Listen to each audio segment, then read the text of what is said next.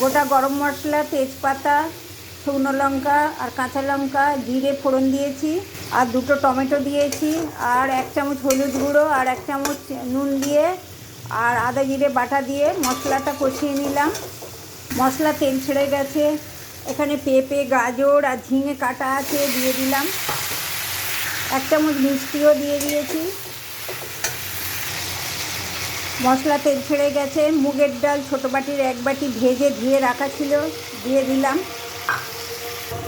এবারে দেব সাবু ভিজানো ছিল ধুয়ে, আর 3টে কাঁচা লঙ্কা দিয়ে দিলাম।